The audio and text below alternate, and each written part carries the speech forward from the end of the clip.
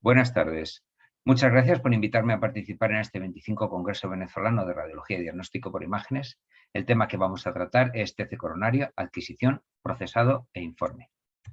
Este es el índice que vamos a seguir: particularidades de la TC cardíaca, preparación del paciente, adquisición de imágenes, medicación, administración de contraste, indicaciones, postproceso e informe.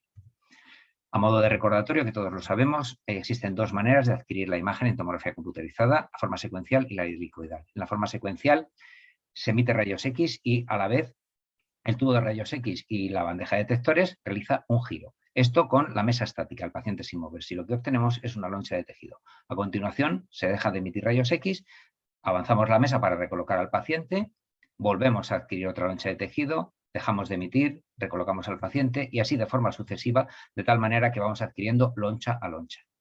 Bueno, pues si a este movimiento circular de la emisión de rayos X le asociamos de forma simultánea un movimiento longitudinal de la mesa, lo que obtenemos es una hélice y, por tanto, un volumen de tejido. Y esto es la TC helicoidal. El corazón tiene ciertas particularidades y la imagen es un reto por el pequeño tamaño de las arterias coronarias y porque se trata de un órgano en continuo movimiento. Estos dos hechos tienen especial relevancia y repercusión en dos parámetros, que son respectivamente la resolución espacial y la resolución temporal. Con respecto a la resolución espacial, con equipos de por encima de 64 canales, que es lo mínimo que necesitamos para hacer imagen cardíaca, y colimaciones entre 0,5 y 0,625 milímetros, vamos a tener imágenes que van a ser suficientes para valorar las arterias coronarias, pero no siempre. Esto puede ser insuficiente en casos de segmentos coronarios densamente calcificados, estén coronarios, segmentos coronarios de pequeño calibre, y van a dificultar cuantificar la estenosis. Para valorar estas situaciones requeriríamos una resolución espacial de 0,25 milímetros que condicionaría un aumento inaceptable de la dosis de radiación. Con respecto a la resolución temporal, está claro que cuanto menor sea el tiempo de adquisición de la imagen, mejor va a ser la visualización de la anatomía de un órgano que se está moviendo, como es el corazón. Por eso necesitamos sincronizar la adquisición al electrocardiograma del paciente. Uno de los principales determinantes es ese tiempo de rotación del gantry. Pero como tenemos la suerte de que el corazón está en el centro del área de adquisición, para reconstruir la imagen cardíaca es suficiente con los datos que obtenemos en media rotación. Esa media rotación se conoce como half scan y es la resolución temporal. Con equipos de 64 canales, la resolución temporal es de 165 a 135 milisegundos, que es suficiente para valorar las arterias coronarias con frecuencias cardíacas moderadas, pero no cuando la frecuencia cardíaca aumenta o es irregular. En estos casos hay varias estrategias para mejorar la resolución temporal, como la reconstrucción multisegmentaria, que combina los datos de varios subsegmentos menores que el half scan, o el uso de TC de doble fuente, que como tiene dos tubos solo requiere un cuarto de rotación del gantry. ¿Qué necesitamos para hacer imagen cardíaca? Pues un equipo de TC multidetector por encima de 64 detectores, un monitor para tener controladas las constantes vitales del paciente y el registro electrocardiográfico. También es necesaria una toma de oxígeno, un inyector de contraste y un carro de paradas con desfibrilador. Antes de que el paciente entre en la sala de examen, enfermería le realiza una entrevista y de aquí quiero resaltar varias cosas. Por un lado, hay que hacer hincapié en la medicación que ha tomado el paciente. Si toma betabloqueantes, si ha tomado calcioantagonistas que tienen un efecto que va a potenciar el efecto de los betabloqueantes, y si ha tomado inhibidores de la 5-fosfodiesterasa, Viagra o similares, la noche o el día anterior, porque van a potenciar mucho el efecto vasodilatador de la nitroglicerina. Y también quiero hacer hincapié en estas tres columnas, que son muy importantes, en las cuales hay una serie de situaciones que pueden contraindicar que hagamos la prueba o que administremos fármacos o que administremos contraste intravenoso. Colocaremos al paciente en decúbito supino con los brazos elevados sobre la cabeza, el corazón en el centro del gantry, y tendremos cuidado que los electrodos nos proporcionen una señal electrocardiográfica suficientemente buena. Es muy importante ensayar la respiración con el paciente y ver si consigue una apnea en inspiración máxima de al menos 12 segundos. Empezaremos, en la mayoría de las veces, obteniendo una cuantificación de calcio. Este es un estudio secuencial con un grosor de 2,5 milímetros, baja dosis y que no precisa contraste intravenoso, que tiene valor diagnóstico, nos ayuda a planificar la exploración y en pacientes fumadores mayores de 50 años es recomendable hacer todo el tórax para despistar hallazgos relacionados con el consumo de tabaco.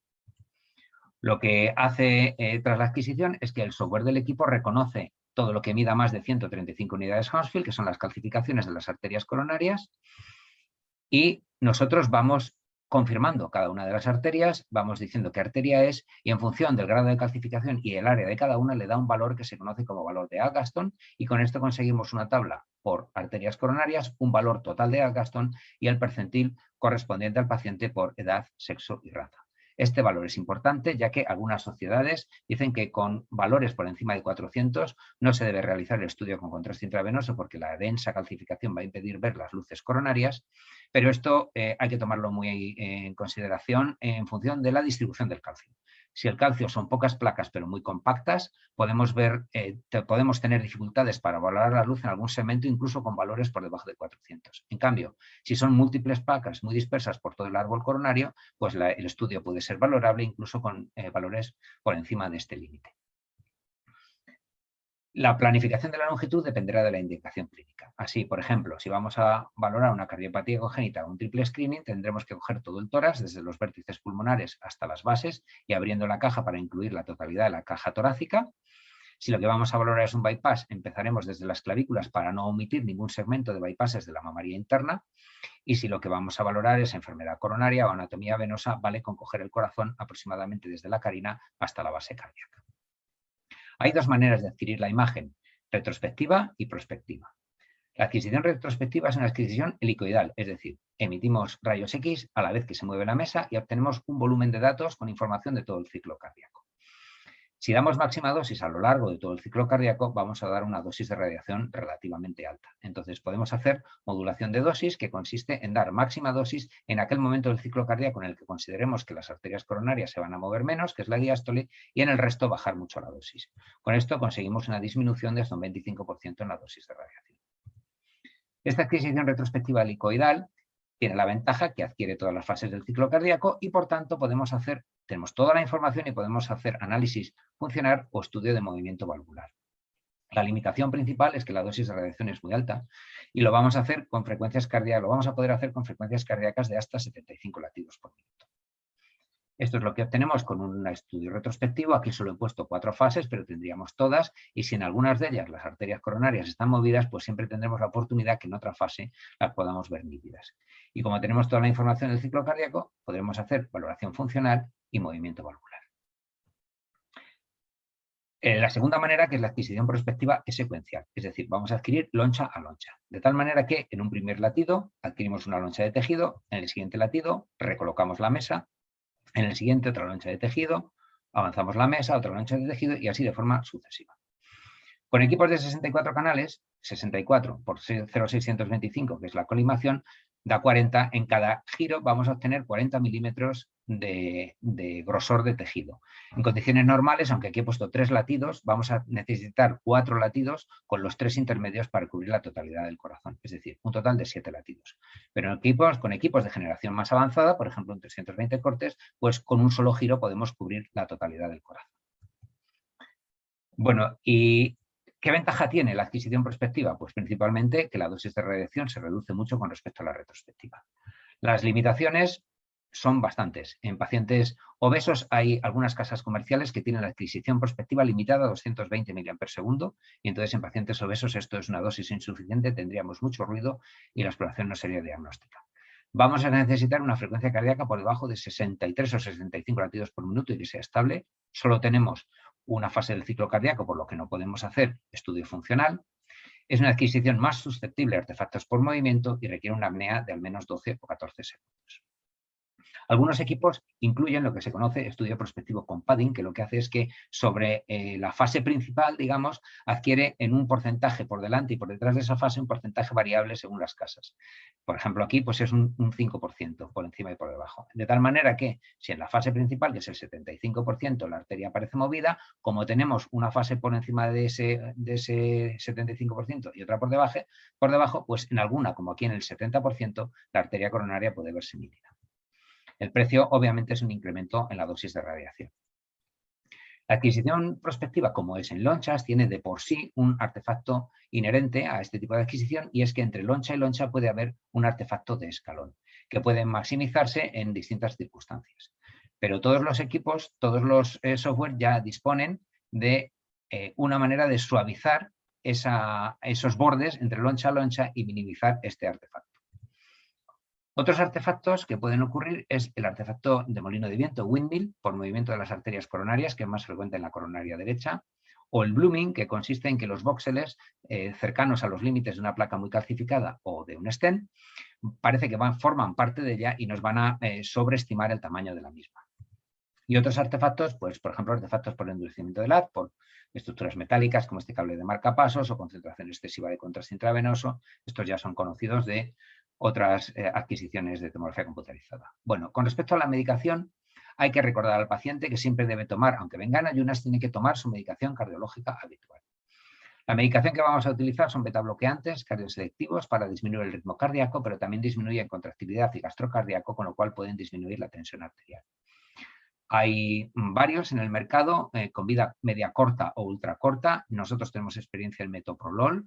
Se puede administrar 5 miligramos o empezar con 2,5 miligramos y ver cómo responde la frecuencia cardíaca del paciente cada 3 minutos hasta un máximo de 20 o 25 como mucho miligramos. Mucho cuidado si el paciente está tomando antagonistas del calcio que potencian el efecto de los betabloqueantes y como contraindicaciones la hipotensión severa y el bloqueo auriculoventricular, y en pacientes que toman broncodilatadores por vía inhalada, aunque todos sean cardioselectivos y tienen un efecto principalmente beta-1, también tienen efecto beta-2 y podemos inducir una crisis de broncoespasmo. Otro fármaco utilizado para frenar la frecuencia cardíaca es la ivabradina, que tiene acción directa sobre el nodo sinusal, no deprime la contractilidad ni altera la conducción. El problema es que no está disponible en forma intravenosa y hay que administrarlo por vía oral, lo cual implica que su efecto se retrasa bastante. Como contraindicaciones tenemos el infarto, la angina y la hipotensión grave. La nitroglicerina es un fármaco vasodilatador que vamos a administrar en forma de spray o comprimido sublingual. Aumenta hasta un 20% el calibre de las arterias y tiene efecto a los 3 minutos de su administración y tenemos una ventana de unos 10 minutos para poder adquirir la imagen. El principal efecto secundario es la cefalea, pero además, como vasodilata, pues puede producir taquicardia refleja y ocasionalmente hay que beta bloquear después de administrar la nitroglicerina. Como contraindicaciones, estenosis aórtica severa, miocardiopatía hipertrófica e hipotensión, y recordemos los pacientes que han tomado inhibidores de la 5-fosfodiesterasa, que puede potenciarse mucho el efecto vasodilatador. Y otros fármacos que se pueden utilizar ocasionalmente son antagonistas del calcio, atropina o diazepam. Entonces, el paciente puede venir premedicado con una indicación desde la consulta que solicita el estudio por vía oral para que se tome una medicación la noche antes de la prueba y la mañana del mismo. Con esto vamos a reducir la necesidad de medicación intravenosa en el momento de la prueba y, por tanto, vamos a reducir el tiempo de ocupación de sala. En pacientes que presentan más de 80 latidos por minuto, pesan más de 70 kilos o tienen menos de 80 años, se pueden dar estos fármacos a las dosis indicadas. El más utilizado es atenolol a dosis de 50 miligramos y, en caso contrario, se reduce la dosis a la mitad. Entonces, una vez que tenemos al paciente tumbado y ya sabemos su frecuencia cardíaca, si esta es mayor de 65 latidos por minuto, valoraremos la indicación de administrar betabloqueantes. Si podemos hacerlo, lo haremos, y en función de la frecuencia cardíaca que obtengamos, haremos un estudio prospectivo o retrospectivo.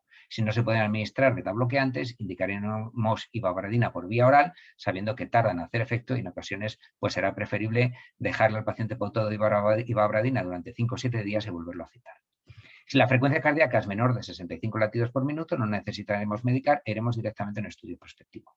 Pero si la frecuencia cardíaca además es variable con una variabilidad mayor de 10 latidos por minuto, valoraremos el uso de betabloqueantes y, en función del grado de estabilidad de esa frecuencia cardíaca que consigamos, haremos un estudio prospectivo o retrospectivo. Así, como norma general, hay que recordar que una frecuencia cardíaca baja asegura la calidad de la exploración. Y en pacientes no obesos que consigan apneas de 12 a 14 segundos y tengamos una frecuencia cardíaca menor de 65 latidos y estable, haremos un estudio prospectivo. Y en el resto de las situaciones, un estudio retrospectivo. Con respecto a la administración de contraste, administraremos el contraste con una concentración de yodo por encima de 300 miligramos de yodo por mililitro, a una velocidad de 5 mililitros por segundo y una dosis de 1 mililitro por kilo de peso más 5. Por ejemplo, un paciente de 75 kilos, pues 80 mililitros. Y a continuación, suelo fisiológico, por eso necesitamos inyectores de doble jeringa a 30 mililitros por segundo que compacta el bolo y lava la vena. Tenemos que conseguir que la adquisición coincida con el máximo realce arterial y para eso necesitaremos técnicas de detección del bolo de contraste en aorta ascendente. Se puede utilizar el test del bolus, que se inyectan primero 20 mililitros por segundo y se va viendo cómo varía las unidades Hounsfield con cortes a intervalos de 1 o 2 segundos, y el tiempo que tarda en producirse el pico máximo de atenuación se utiliza como retraso para la adquisición del estudio. O el bolus tracking, que es lo que usamos nosotros, que el equipo mide la atenuación en el área de interés mientras se va administrando contraste a la vez, cada 1 o 2 segundos, y cuando alcanza un umbral predeterminado, se lanza la adquisición. Con respecto a las indicaciones, estas son las guías de uso apropiado de tomografía computarizada cardíaca que salieron en 2010 y no ha habido ningunas posteriores. Estas son las guías que se siguen ahora, pero esto se va a tener que modificar porque la cosa ha cambiado en los últimos años, han pasado muchos años y hay muchos artículos y estudios como este que, por ejemplo, valora la utilidad clínica ante indicaciones inapropiadas, de las que aquí aparecen como inapropiadas, y concluyen que existe un valor clínico importante. Así que es muy probable que esto tenga que ser revisado. Pero de momento es lo que hay. Entonces hay indicaciones coronarias para valoración del grado de estenosis de arterias coronarias, valoración de permeabilidad de stents y bypasses coronarios, anomalías coronarias e indicaciones no coronarias, como para la valoración de procedimientos intervencionistas sobre válvula aórtica mitral o tricúspide, cardiopatías congénitas, función cardíaca cuando no se puede realizar con otras técnicas, estructuras extracardíacas y, más que futuro, ya es presente, estudios de perfusión en estudios dinámicos, caracterización de placa, valoración de reserva fraccional de flujo, etc. Entonces, la indicación más frecuente para valorar una estenosis coronaria es un paciente con baja o intermedia probabilidad pretest. Si la probabilidad fuera alta, iría directamente a coronariografía, con dolor torácico y otras pruebas de enfermedad coronaria no concluyentes.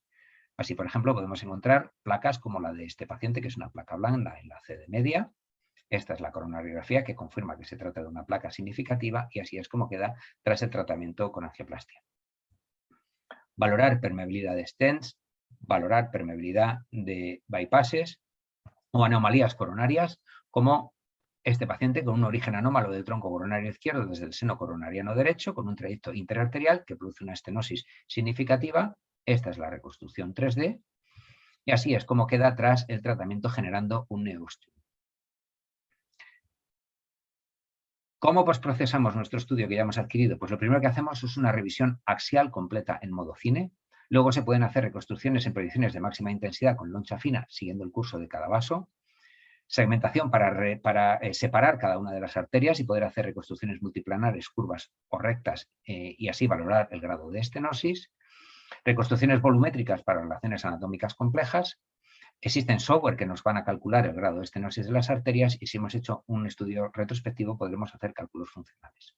Entonces, lo primero que hacemos es una revisión en plano axial, en modo cine, de las arterias coronarias para ver el origen, el curso de las mismas, las ramas que presenta cada una de ellas, cuál es la dominancia, que como sabemos es la arteria que irriga el corazón, que en el 70% de los casos es la coronaria derecha.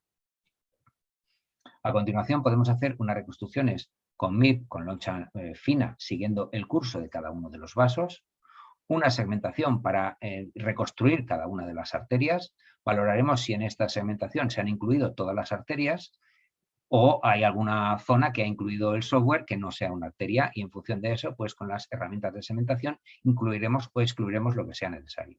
Una vez que están segmentadas, podemos hacer un MPR curvo o recto de cada una de ellas. Estos cortes ortogonales al MPR recto son extremadamente útiles para valorar el grado de estenosis. La estenosis se puede valorar de forma visual o hay software que te hacen un cálculo del grado de estenosis. Y si hemos hecho una adquisición retrospectiva, podemos hacer función. Para ello determinamos el vértice y la base del corazón, los ejes cardíacos, trazamos el contorno endocárdico del ventrículo izquierdo y el ventrículo derecho y el epicárdico del ventrículo izquierdo si quisiéramos la masa cardíaca y obtenemos los parámetros funcionales. Y por último, con respecto al informe, pues en el informe no debe faltar los datos técnicos donde debemos decir el tipo de adquisición que hemos hecho, la DLP, o sea, la dosis de contraste, la dosis de radiación, perdón, la medicación administrada, la cantidad de contraste. En el informe tiene que figurar la cuantificación de calcio con el valor de Agatston total y por arterias y el correspondiente percentil.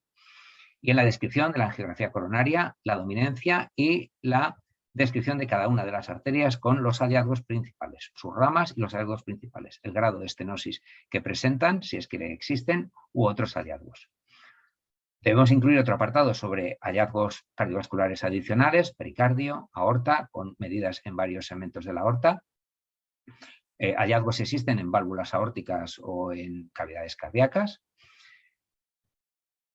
Un apartado sobre estructuras extracardíacas, ya que somos radiólogos y vamos a ver todas las estructuras que están incluidas en la imagen. Y en la conclusión, la cuantificación de Agatston, la dominancia y si existen estenosis arterias coronarias, el valor según la tabla CAT-RADS, que es un tema que daría de por sí para una otra charla, así que no podemos entrar en ello.